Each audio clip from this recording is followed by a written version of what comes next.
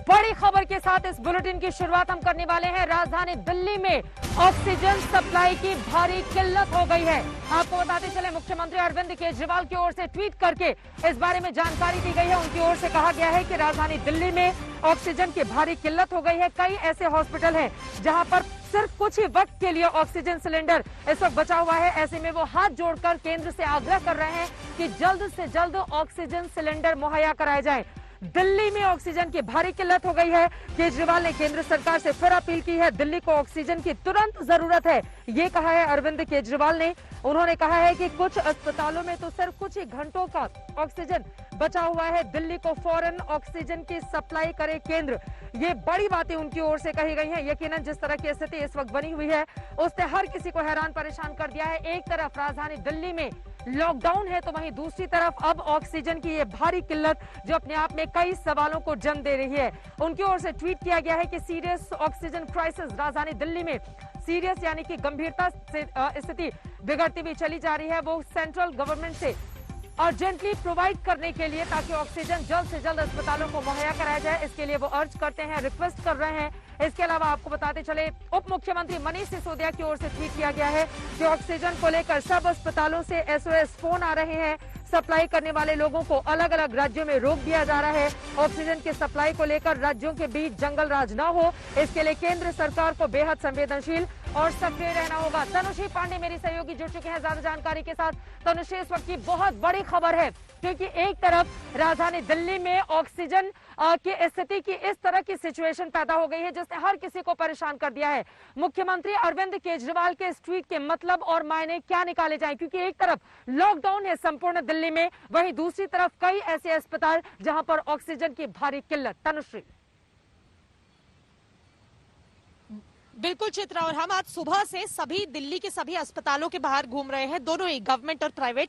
और चित्रा, मैं आपको जमीनी हकीकत अगर बता दूं तो हर अस्पताल के बाहर लंबी लाइनें हैं एम्बुलेंसेस की, और उसके अंदर पेशेंट्स हैं। कई पेशेंट्स हैं जिनको आईसीयू बेड चाहिए, कई पेशेंट्स हैं जिनको ऑक्सीजन बेड चाहिए। पर हम आपको बता दें कि अभी कुछ ही देर पहले लोकनायक अस्पताल के बाहर एक मरीज थे, उनका सैचुरेशन ऑक्सीजन जो लेवल था चित्रा, वो 50 से नीचे जा चुका था, जो कि बहुत बहुत गंभीर है।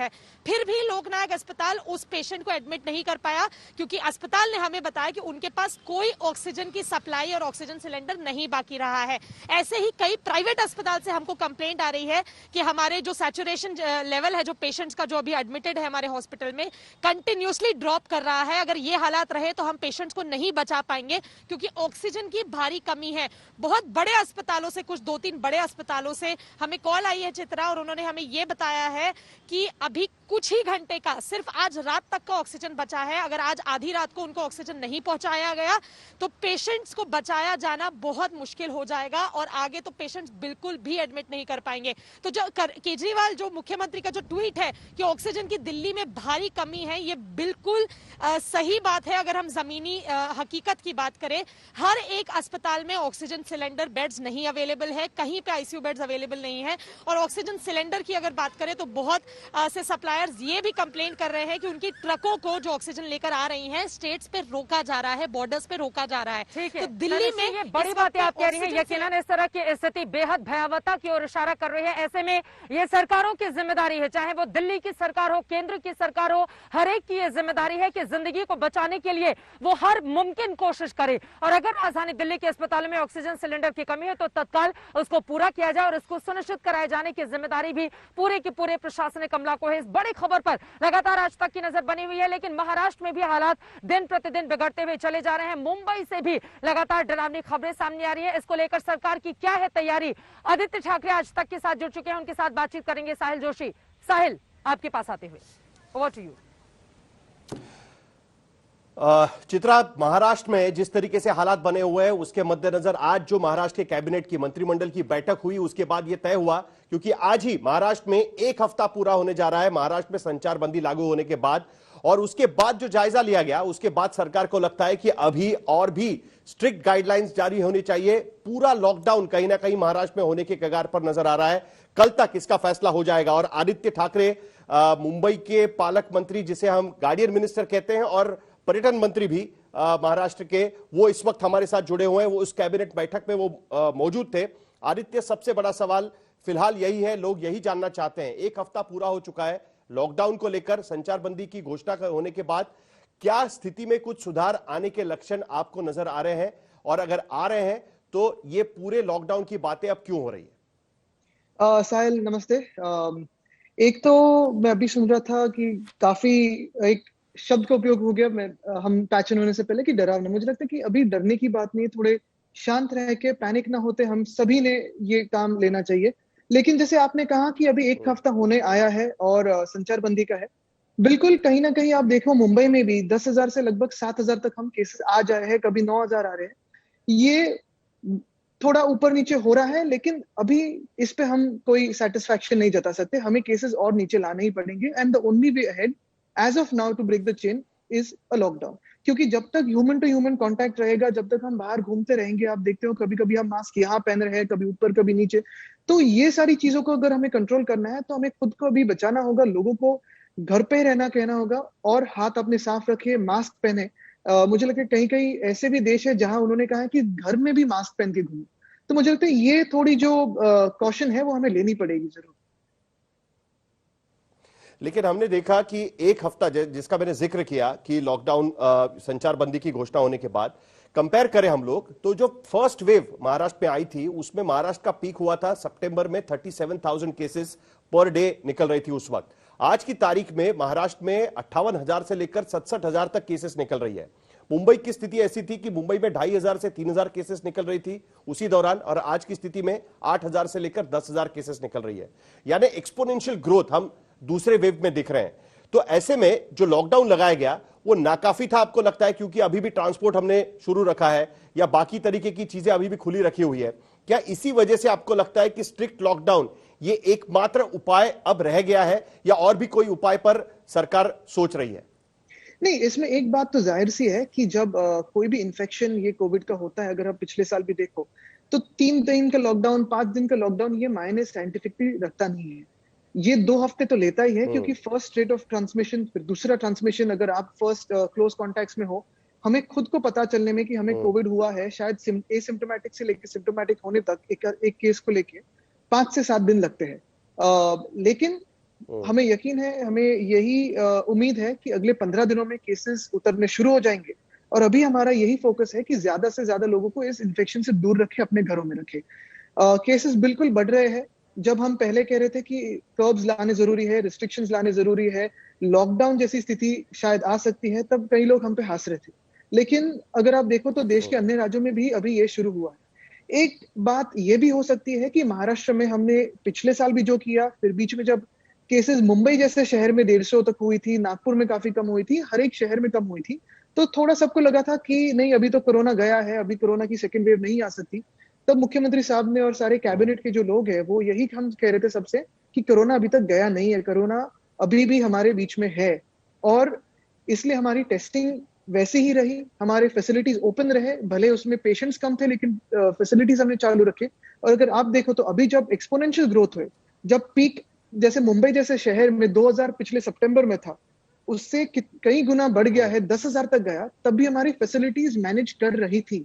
और इसी का यही मतलब बनता है कि अभी भी कोरोना गया नहीं है। हर एक राज्य ने टेस्टिंग अपना जारी रखना जरूरी है। और हम तो कह रहे हैं, मैं किसी को सलाह देने के लिए आया नहीं हूं, लेकिन एक कभी कभी ऐसी भी परसेप्शन बन गई थी बीच में कि जितने अपने आंकड़े कम हो उतनी पब्लिक इमेज ज्यादा है और उतना कंट्रोल ज्यादा है। लेकिन ये पैंडेमिक है, और हर वक्त जब हम किसी भी ऑफिसर से बात कर रहे हैं, हमारे डॉक्टर्स से बात कर रहे हैं, हमारे मेडिकल ऑफिसर्स हेल्थ जो होते हैं हर एक म्यूनिसिपल कॉर्पोरेशन में हो या गांव में हो, जिलों में हो, उनसे यही कह रहे हैं कि केसेस को छुपाओ मत, क्योंकि केसेस या आंकड़ा कम होने से आपकी सक्सेस नहीं है।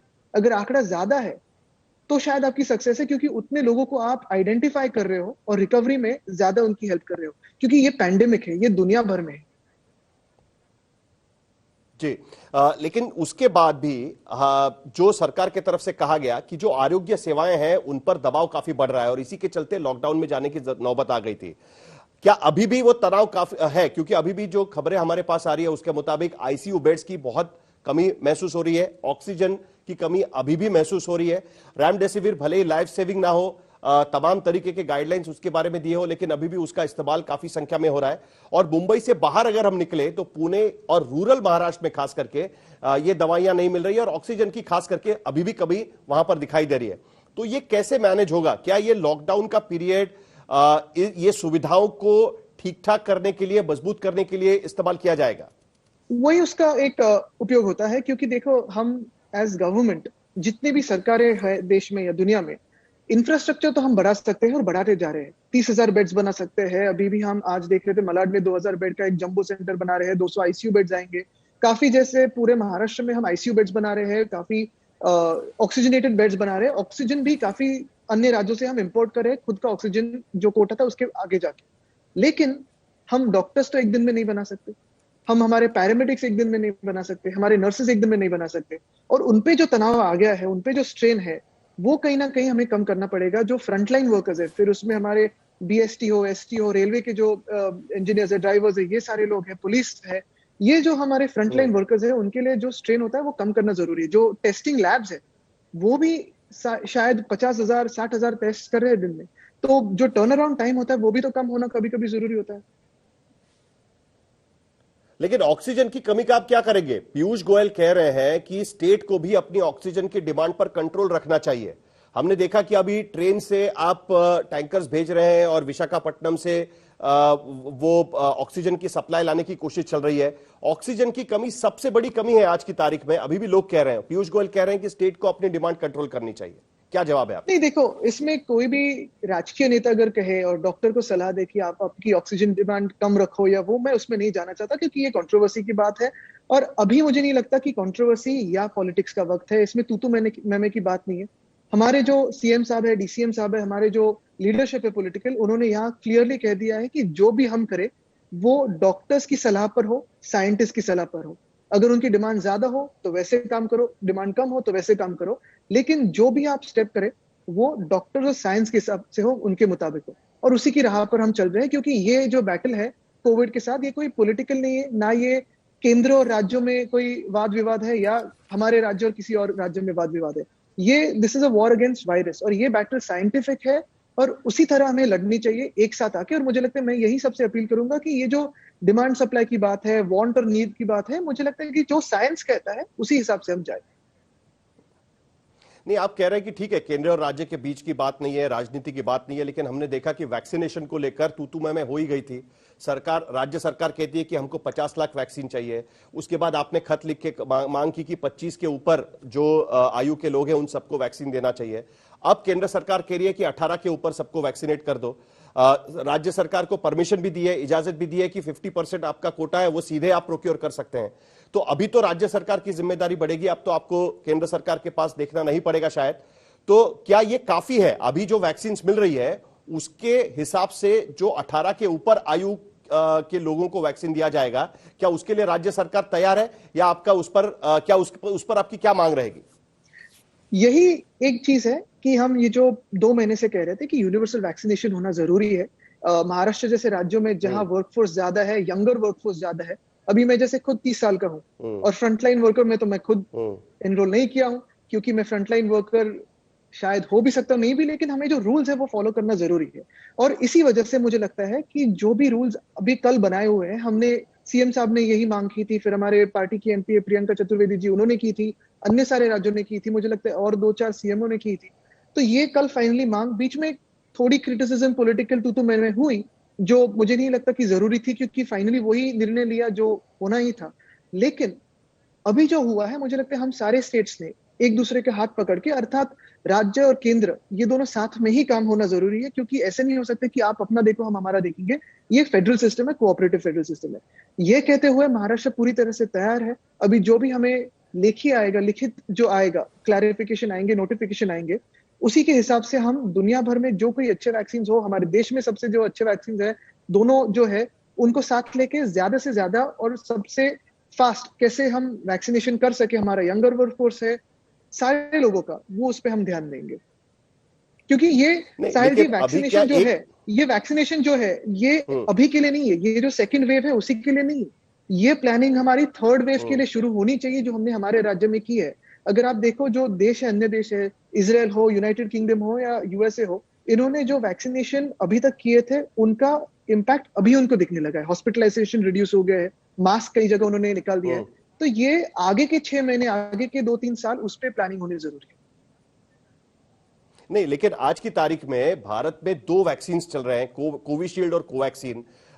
जो उनका प्रोडक्शन है उसके हिसाब से वैक्सीन आज अवेलेबल है। स्पुतनिक को यहां पर मंजूरी दी गई है, लेकिन क्या यह इनफ है? Is it enough? क्या हम लोग ये कह सकते हैं कि इतने 3 कंपनियां हैं, उनसे पूरे देश की प्यास मिट पाएगी वैक्सीन की? या आपको लगता है कि बाकी की जो कंपनियां हैं उनको भी कहीं ना कहीं अब भारत में आने की इजाजत मिलनी चाहिए? क्या उसी से, क्योंकि अगर महाराष्ट्र की बात करें तो 2 करोड़ वैक्सीन आपको हर महीने लगेंगी, जितनी आप डिमांड रखने की कोशिश कर रहे हैं, तो वो कहां से पूरी हो पाएगी? बिल्कुल, हमने तो अभी इस पे एक डॉक्टर्स की टीम भी लगाई है कि आगे की स्ट्रैटेजी कैसे हो, कौन से वैक्सीन्स, कैसे वैक्सीन्स जो हमने अभी तक किया उसको अभी अगर 12 करोड़ लोगों तक ले जाना है या जो भी जनता है महाराष्ट्र में उधर तक ले जानी है, तो स्ट्रैटेजी क्या होनी चाहिए, पहले डोज कब, सेकेंड डोज कब? बिकॉज अगर आप हमारा वर्कफोर्स देखिए, हमारे यहाँ जो कॉर्पोरेट्स है, जो इंडस्ट्रीज है, जो मैन्युफैक्चरिंग यूनिट्स है, हमारे जो ट्रेडर्स है, हमारे जो कॉलेजेस है, यहाँ बहुत सारी जगह पे यंगर वर्कफोर्स ज्यादा है। अभी भी हम जब इंटरेक्शन करते थे रेस्टोरेंट्स के साथ, होटल्स के साथ, ट्रेडर्स के साथ, मैन्युफैक्चरिंग इंडस्ट्रीज के साथ, 45 तक तो उन्होंने वैक्सीनेशन के लिए खोला था। लेकिन ये सारे लोग जो हम कह रहे थे कि आप खुद को कोविड से बचाए और काम करें, तो वो यही पूछते थे कि वैक्सीनेशन कब। अभी इनके साथ हम बैठ के पूरी प्लानिंग में अब लग चुके हैं, टीम्स लग चुकी है इनके साथ। और जो रही बात अन्य वैक्सीन की दुनिया भर की, जैसे आपने कहा कि इस पैंडेमिक में the world is not enough, कुछ भी इस पैंडेमिक में कम पड़ सकता है। और इसलिए ये भी हमारी एक मानसिक तैयारी है कि अगर दुनिया भर से अगर सेंटर की परमिशन मिले तो कैसे इंपोर्ट करे, क्या इंपोर्ट करे, उस पे भी हमारे साइंटिफिक टीम्स लग चुकी है। इससे पहले जब लॉकडाउन लगा था तब विपक्ष ने उसका विरोध किया था। क्या इस बार के लॉकडाउन के पहले भी क्या विपक्ष से बात की जाएगी, या फिलहाल अब लॉकडाउन के अलावा कोई चारा नहीं? आदित्य, क्या लगता है? मुझे लगता है कि हमारे राज्य में सीएम साहब ने यही 2-3 बार प्रयत्न किए हैं और जो भी निर्णय है वो कंसेंसस से बनाए हैं। और आज स्थिति देखो तो मुझे लगता है कि हम बियॉन्ड कंसेंसस गए हैं। बिल्कुल, जहां डिसाइसिव होना है वहां सीएम साहब ने खुद डिसीजंस लिए हैं, लेकिन जो भी आज निर्णय लिया है, हम यही कहते आए हैं कि इसमें राजनीति ना करें, इसमें पॉपुलिज्म की बात ना करें। ये पॉपुलिज्म के बारे में नहीं है, ना किसी की इमेज के बारे में है, ये हमारे राज्य के बारे में है, देश के बारे में है, लोगों के बारे में है। और जहां जहां हमें ऐसे कुछ निर्णय लेने पड़े जो लोगों के हितों में है, लोगों के हित में है, कोई भी उसका विरोध करे, हमारी कोई भी आलोचना करे, हम लोगों के हित में बात करेंगे और उनके, हमारी जो परम ड्यूटी है कि उनको सेव करें, उनको बचाए, वो हम करते जाएंगे। आदित्य, आप भी अभी अभी कोविड से बाहर निकले हैं, आपको भी कोविड हुआ था, आपकी मां को भी कोविड हुआ था। क्या अनुभव रहा आपका? क्योंकि साल भर आप अपने आप को कोविड से बचाते रहे, लेकिन सेकेंड वेव ने आपको पकड़ लिया। तो इससे क्या लगता है, आपने अपने आप को किस तरीके से इससे दूर रखने की कोशिश की? कुछ टिप्स लोगों के लिए भी देना चाहेंगे, क्योंकि महाराष्ट्र में अभी सेकेंड वेव जोरों पर है। बिल्कुल, पहली बात तो अगर कोई आपसे कहे कि अरे कोविड क्या है, तो कोल्ड का फ्लू है, उससे बात मत करो, क्योंकि ये फिजूल की बात है, बकवास बात है कि Covid is just a flu और cold and cough. It is much more than that, उससे काफी बढ़कर है। जो वीकनेस आती है, जो भी वो 5-6 दिन होते हैं पहले कोविड के, वो बहुत कठिन होते हैं, लेकिन डरने की बात नहीं है अगर आप सही वक्त पर टेस्ट करो। 1 साल में बचता आया, मैं हमारे, अगर आप देखो तो आप भी हमारे साथ घूमते थे, कई जगह हमारी एक्सपोजर भी हुई, जब लेफ्ट और राइट में कोई हमारे साथ बैठता था, घूमता था और कभी वो कोविड पॉजिटिव आ जाता था, लेकिन हमारा मास्क हर समय हमारे चेहरे पे था और राइट जगह पे था। कहीं ना कहीं ये कोविड, ये जो सेकेंड वेव आई, स्ट्रेन शायद ज्यादा इन्फेक्शियस भी है, वायरल भी है। मुझे याद है पिछले 28 मार्च को मैं वर्ली एनएसए डोम के वहां था और डॉक्टर मुफी मेरे साथ थे, जो अलग अलग पेशेंट्स को ट्रीट कर रहे थे। और इस 28 मार्च को मैं होम आइसोलेशन में था और डॉक्टर मुफी मेरे साथ बात कर रहे थे, मुझे ट्रीट करते हुए। तो 1 साल हमने वैसे ही गुजारा है कोविड में। लेकिन ये बात है कि 2-3 चीजें इसमें काफी अहम है कि अगर आपको कोई भी कोविड का सिम्टम अगर लगे कि मुझे वीकनेस है, सर्दी हुई है, मुझे खांसी है, मुझे गले में थोड़ी जो विक्स की ऐड होती है ना, वैसे गले में किस हो, तो वैसे कुछ भी लगे या वीकनेस लगे तो पहले टेस्ट कीजिए, रैपिड एंटीजन हो या आरटीपीसीआर हो, वो है। उसके बाद अगर आपको जो भी पॉजिटिव रिपोर्ट आए तो डॉक्टर की सलाह है, डॉक्टर को सलाह मत दो कि रेमडेसिविर दो या ऑक्सीजन दो, जो भी डॉक्टर कहे उसके हिसाब से जाओ। आखिर में जाते जाते संक्षेप में जानना चाहेंगे, आपने 25 साल के ऊपर के लोगों को वैक्सीन की बात कही थी, क्या जो सवाल मैंने पहले भी आपको पूछा, जो बाकी प्राइवेट कंपनीज हैं, क्या उनको भी भारत के द्वार खोलने की मांग अब आपके तरफ से रखी जाएगी, आपके सरकार के तरफ से या आपके तरफ से? मुझे लगता है पहले जो भी केंद्र का नोटिफिकेशन है या जो भी क्लैरिफिकेशन आता है वो एक बार जारी होने दो, क्योंकि इसमें पहले मैंने पूछा या आपने पूछा, इसमें वो अभी तक आया नहीं है आपके पास? वो अभी आना है, शायद मैं अभी देखूंगा, लेकिन अभी तक हमारे ऑफिस में आना है। तो वो जैसे आएगा मुझे लगता है उस पर आगे फिर हम चर्चा कर सकेंगे, क्योंकि इसमें कोऑर्डिनेशन और साइंटिफिक अप्रोच लेना बहुत जरूरी है। आदित्य, आपने हमसे बात की, इसके लिए आपका बहुत बहुत शुक्रिया। उम्मीद करते हैं कि यह लॉकडाउन का कहीं ना कहीं असर महाराष्ट्र में दिखाई दे। मुंबई की केसेस स्टैग्नेंट होती जा रही है, महाराष्ट्र की केसेस भी स्टैग्नेंट होती जा रही है, लेकिन अगर ये केसेस कब नहीं होंगी तो महाराष्ट्र की आरोग्य सेवाओं पर भी उसी तरीके से दबाव बढ़ता जाएगा। इसीलिए इस लॉकडाउन पर और कोविड पर और आपके काम पर हमारी नजर बनी रहेगी। आप हमसे जुड़े इसके लिए आपका बहुत बहुत शुक्रिया। जैसे जैसे वक्त गुजर रहा है वैसे वैसे ऑक्सीजन और दवा की भारी किल्लत देखने को मिल रही है। आपको बताते चले, आपसे कुछ ही देर पहले दिल्ली के मुख्यमंत्री अरविंद केजरीवाल की ओर से ट्वीट करके कहा गया है कि दिल्ली के कई ऐसे अस्पताल हैं जहां पर ऑक्सीजन की किल्लत हो गई है, ऐसे में तुरंत केंद्र सरकार की ओर से इसकी आपूर्ति की जाए। इन सब के बीच आपको बता दें, देश के अलग अलग हिस्सों से चीख पुकार मचने वाली खबरें सामने आ रही हैं। बदरंग ऐसी तस्वीरें जिसने हर किसी को हैरान और परेशान करके रख दिया है। लेकिन इन सब के बीच अब हम आपको ग्राउंड रिपोर्ट दिखाने जा रहे हैं। आपको बता दें कि एक तरफ अस्पताल के भीतर बेड और दवाओं की किल्लत देखने को मिल रही है, तो वहीं अस्पताल के बाहर जो मेडिकल स्टोर है वहां पर भी दवाओं की किल्लत देखने को मिल रही है। फैबीफ्लू दवा जिसको लेकर लोग मेडिकल स्टोर तक तो जा रहे हैं, लेकिन वो उनको मिल नहीं पा रही। इसी का जायजा लिया है मेरी सहयोगी अंजना ओम कश्यप ने। जब वो पहुंची खान मार्केट दवाइयों की दुकान पर, तो वहां पर किस तरह की स्थिति मिली इस दवा को लेकर, इसका उन्होंने लिया है जायजा। देखिए, एक दवा फैबीफ्लू जिसको लेकर कई डॉक्टर्स कोरोना पॉजिटिव होने के बाद इस दवा को प्रिस्क्राइब कर रहे हैं, लिख रहे हैं, वो उपलब्धता उस दवा की लेकर बहुत ज्यादा कंफ्यूजन है, कई जगहों पर नहीं मिल रही है। ऐसे ही 2-3 दुकान में चलते हैं और वहां पर पता करते हैं कि क्या फैबीफ्लू दवा मिल रही है। आइए,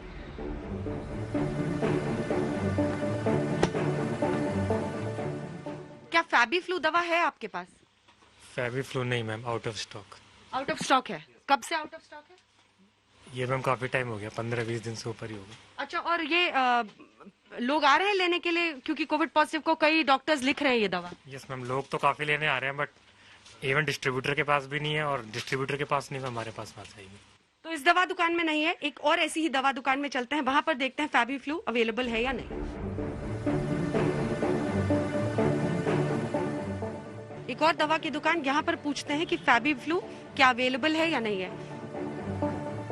क्या फैबीफ्लू अवेलेबल है आपकी दुकान में? नहीं मैम। कब से अवेलेबल नहीं है? लास्ट 3 दिन से नहीं है। पेशेंट्स आ रहे हैं उसकी मांग करते हुए, क्योंकि डॉक्टर्स हर एक पेशेंट फैबीफ्लू मांगने नहीं आ रहा है। हर एक पेशेंट फैबीफ्लू मांगने के लिए आ रहा है और वो अवेलेबल नहीं है। पीछे डिस्ट्रीब्यूटर्स क्या कह रहे हैं? Stock is not available. Stock is not available.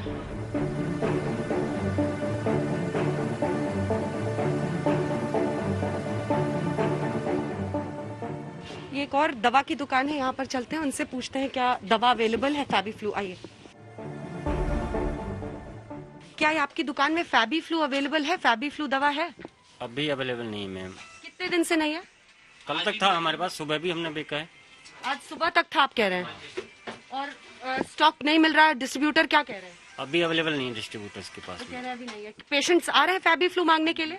काफी पेशेंट आ रहा है मैम। अच्छा, ज्यादातर पेशेंट वही मांग रहे हैं जो कोविड पॉजिटिव, पेशेंट फैबीफ्लू मांग रहा है, और नहीं है आपके पास? अभी अवेलेबल नहीं है। सुबह तक हमने बेचा है, हमारे पास अवेलेबिलिटी थी तो हमने दिया था कस्टमर को। सुबह तक था, तो एक ऐसी दुकान में हम पहुंचे जहां पर सुबह तक तो अवेलेबल था, लेकिन वो कह रहे हैं अभी यहाँ पर उपलब्ध नहीं है। और इसी के साथ वो कह रहे हैं कि ज्यादातर पेशेंट जो आ रहे हैं, क्योंकि डॉक्टर्स फैबीफ्लू प्रिस्क्राइब कर रहे हैं, वो लिख रहे हैं दवा में कोविड के लिए, और वो दवा उपलब्ध नहीं है दिल्ली के मार्केट में।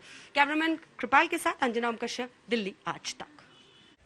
राजधानी दिल्ली में लॉकडाउन का आज पहला दिन है। ऐसे में दिल्ली में ज्यादातर दुकानें बंद रही। रेस्टोरेंट हालांकि जरूर खुले थे, लेकिन अंदर बैठकर खाने की इजाजत नहीं थी। होम डिलीवरी की मांग काफी ज्यादा बढ़ गई है, और इसी का जायजा लिया है मेरी सहयोगी श्वेता सिंह ने। देखिए, दिल्ली में बढ़ते मामले और ये मिनी लॉकडाउन जिसका पहला दिन सड़कों पर सन्नाटा नजर आ रहा है। रिहायशी इलाकों में केवल वो लोग निकल रहे हैं जिन्हें किसी चीज की आवश्यकता है।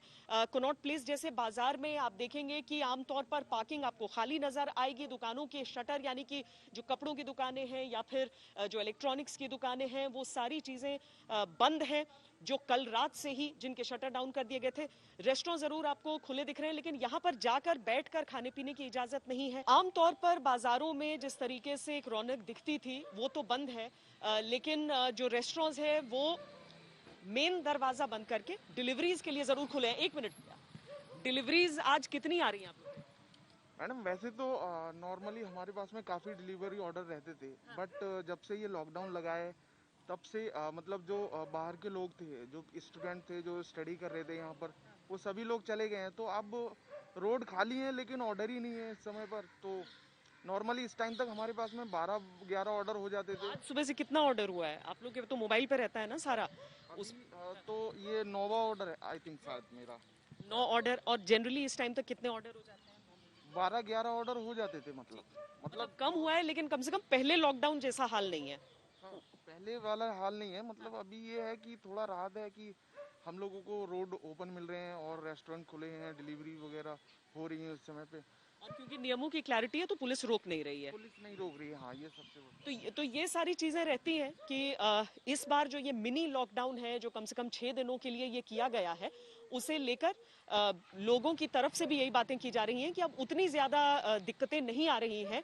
लेकिन हाँ, लॉकडाउन है, छोटा ही सही, लेकिन लोगों के मन में संशय जरूर नजर आता है। कैमरा पर्सन सैयद मोहसिन के साथ श्वेता सिंह, दिल्ली आज तक। इस वक्त विजय चौक पर मेरी मौजूदगी है। चारों तरफ घुप अंधेरा आपको दिखाई दे रहा होगा, हालांकि रोशनी उन बड़ी बड़ी इमारतों पर जरूर, जिसको देखने के लिए काफी ज्यादा भीड़ यहां पर हर रोज शाम को इकट्ठा होती थी। और यहीं से कुछ दूरी पर है इंडिया गेट। हर रोज शाम को वहां पर हजारों की तादाद में लोग आते हैं इंडिया गेट को देखने के लिए। लेकिन आपको बताते चले, लॉकडाउन के बाद वहां पर भी सन्नाटा पसरा हुआ है। वहां पर जाकर शाम के 6 बजे मैंने हालात का जायजा लिया। देखिए, राजधानी दिल्ली में लॉकडाउन का आज पहला दिन रहा। शाम के 6 बज रहे हैं और आपको बता दें, दिल्ली में इस वक्त मौसम बेहद सुहावना हो गया है। मैं आपको इंडिया गेट की तस्वीरें दिखाना चाहूंगी। इसी इंडिया गेट को देखने के लिए हजारों की तादाद में देश के अलग अलग हिस्सों से हर रोज लोग राजधानी दिल्ली पहुंचते हैं। लेकिन इस वक्त चारों तरफ यहाँ पर सन्नाटा पसरा हुआ है। सिर्फ सुरक्षा के इंतजामात में कुछ यहाँ पर आपको सुरक्षा कर्मी दिख जाएंगे। बाकी सड़कों का हाल भी आप देखिए, जो सड़कें लगातार गाड़ियों की आवाजाही से यहाँ पर गूंजती रहती थी, हॉर्न की आवाज, लेकिन अभी चारों तरफ आप देखेंगे इक्का दुक्का गाड़ियां ही आपको यहाँ पर चलती हुई दिखाई दी जाएगी। और ये एक बस यहाँ पर दिखाई दे रही है जिसमें कुछ लोग भी नहीं है, अंदर सुरक्षा कर्मी बैठे हुए हैं। जैसा कि मैं तस्वीरों में देख पा रही हूं, मैं चाहूंगी कि मेरे कैमरा पर्सन अशोक आपको दिखाएं। अंदर सुरक्षा कर्मी बैठे हुए हैं और इस बस को लेकर आगे जाया जा रहा है। इस तरह की न जाने हजारों बस राजधानी दिल्ली की सड़कों पर हर रोज चलती हैं, जिसमें आम लोगों की मौजूदगी होती है। लेकिन फिलहाल आम लोग अपने घरों में हैं, क्योंकि आज से लेकर 6 दिनों तक के लिए राजधानी दिल्ली लॉक है। यानी कि दिल्ली सरकार की ओर से जो फैसला लिया गया, जिस तरह से कोरोना संक्रमण के मामले लगातार बढ़ते हुए चले जा रहे हैं, उसके मद्देनजर मुख्यमंत्री अरविंद केजरीवाल की ओर से यह कहा गया कि हमारा हेल्थ सेक्टर चरमरा न जाए, उसको दुरुस्त करने के लिए बहुत ज्यादा जरूरी हो जाता है कि हम यहाँ पर लॉकडाउन लगाएं। कल रात 10 बजे से ये लागू हुआ और अब लगातार ये आगे आज को मिलाकर 6 दिनों तक यूं ही चलता रहेगा। हालात कब सुधरेंगे, ये अपने आप में बड़ा सवाल है। लेकिन एक बात जिसका आपको बेहद ख्याल रखना है, जब भी आप घर से बाहर निकले, आप किसी भी हिस्से में रहते हो, मास्क जरूर लगाएं और सोशल डिस्टेंसिंग का पालन करें, क्योंकि ये मास्क भी मौजूदा वक्त में एक तरह की वैक्सीन ही है। कैमरा पर्सन अशोक भनोट के साथ चित्रा त्रिपाठी, इंडिया गेट, दिल्ली आज तक।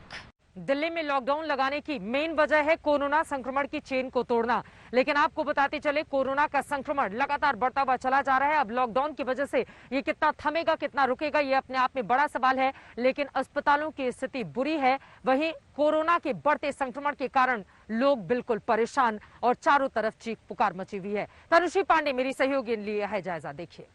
दिल्ली में पिछले 24 घंटों में 24,000 लगभग 24,000 फ्रेश केसेस आए हैं कोविड-19 के और 270 मौतें रजिस्टर की गई हैं। हालात इतने बुरे हो चुके हैं कि लॉकडाउन के बावजूद, 6 दिन के लॉकडाउन के बावजूद भी जितने भी अस्पताल हैं उसमें एक तरीके से कह सकते हैं कि कोई भी आईसीयू बेड या ऑक्सीजन बेड नहीं अवेलेबल है। बहुत बड़ी किल्लत है ऑक्सीजन बेड और आईसीयू बेड की। हम इस वक्त लोकनायक अस्पताल के बाहर मौजूद हैं, जहां बहुत सीरियस पेशेंट्स जो हैं कोविड के, वो इस वक्त पे हॉस्पिटल के बाहर वेट कर रहे हैं। हॉस्पिटल ने उन्हें बोल दिया है कि हमारे पास नहीं है बेड्स अवेलेबल, आप अपने घरों को लौट जाइए, हम लोग कुछ नहीं कर सकते हैं। इनफैक्ट वो अस्पताल जो पूरे तरीके से कोविड मरीजों के लिए है, उनमें भी बेड्स की बड़ी किल्लत है। आप लोग कब से खड़े हैं दादा?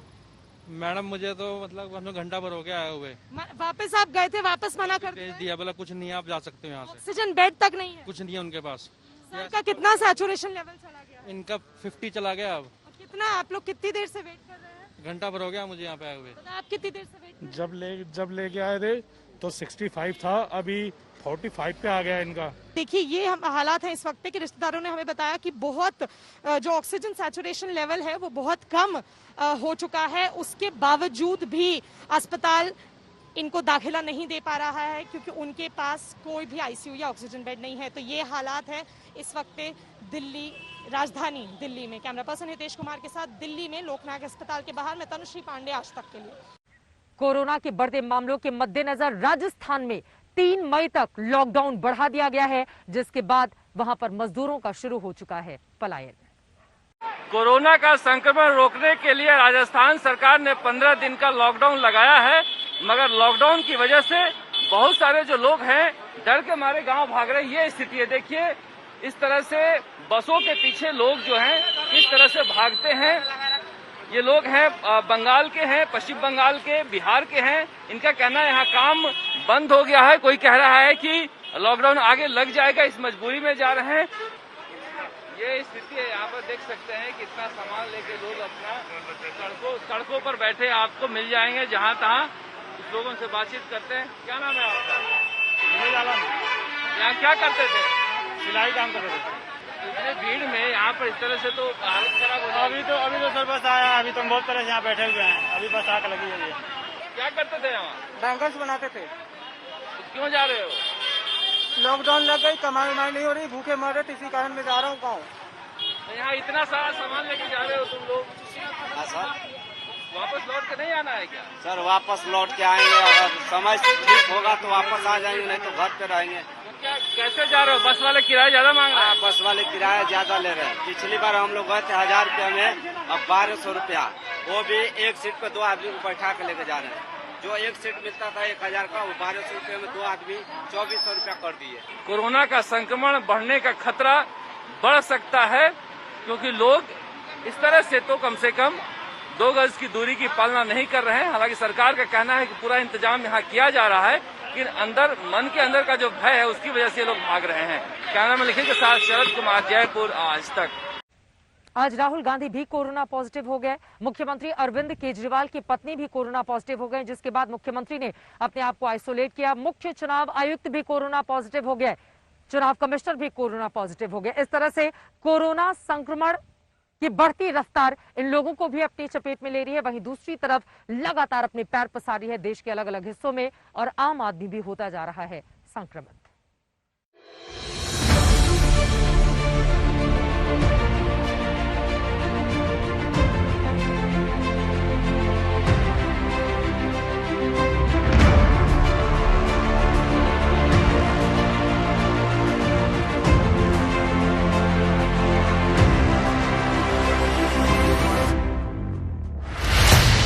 हर दिल में डर है, हर सांस पर पहरा, ये जख्म है गहरा, बेहिसाब परेशानियों की डगर है, ये कैसा शहर है। कभी नहीं देखा इस शहर को इतना बदहवास, कभी नहीं देखा इस कदर चीखते हुए, कभी नहीं देखा इतना बेबस, इतना बेचारा इस शहर को। इस शहर में घुसने वाली हवाओं का शोर मातम में तब्दील हो चुका है। बढ़ते जा रहे हैं कोरोना के मरीज, बढ़ती जा रही हैं कोरोना से उपजी दुश्वारियां, बढ़ती जा रही हैं बेहिसाब परेशानियां।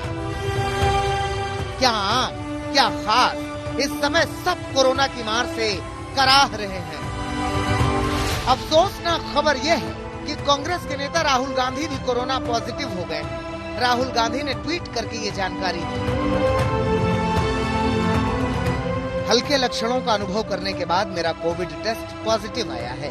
वे सभी लोग जो हाल ही में मेरे संपर्क में आए हैं, कृपया सभी सेफ्टी प्रोटोकॉल का पालन करें और सुरक्षित रहें। राहुल गांधी की कोरोना रिपोर्ट पॉजिटिव आई तो पीएम मोदी ने उनके जल्द स्वस्थ होने की कामना की।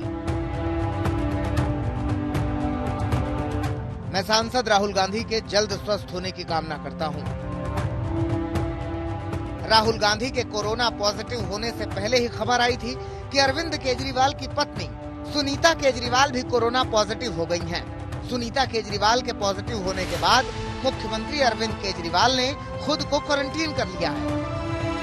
अंदाजा लगाइए कि कोरोना की रफ्तार किस हद तक भयावह है। तेजी से लोगों को अपनी चपेट में ले रहा है कोरोना। मुख्य चुनाव आयुक्त सुशील चंद्रा और इलेक्शन कमिश्नर राजीव कुमार भी कोरोना पॉजिटिव हो गए हैं। कोरोना के इस भीषण काल में योगी सरकार के दर्जा प्राप्त मंत्री हनुमान मिश्र का कोरोना से निधन हो गया है। हनुमान मिश्र पीजीआई में भर्ती थे। इससे पहले पूर्व प्रधानमंत्री मनमोहन सिंह को भी कोरोना ने अपनी चपेट में लिया। मनमोहन सिंह एम्स में भर्ती हैं। प्रधानमंत्री नरेंद्र मोदी ने ट्वीट कर मनमोहन सिंह के जल्द स्वस्थ होने की कामना की है। हालात बिगड़ते जा रहे हैं, इसीलिए रक्षा मंत्री राजनाथ सिंह ने सेना प्रमुख जनरल एमएम नरवणे और सैन्य अधिकारियों के साथ बैठक की। इस बैठक में कोविड से लड़ने के लिए रक्षा मंत्रालय की तैयारियों पर चर्चा की गई। पीएम नरेंद्र मोदी ने भी फार्मा कंपनियों के साथ बैठक की। कुल मिलाकर यूं समझिए कि स्थितियां बेकाबू हैं। बस कोशिश यही है कि किसी तरह से कोरोना की चेन तोड़ी जाए और जिंदगियां बचाई जाए। आज तक ब्यूरो।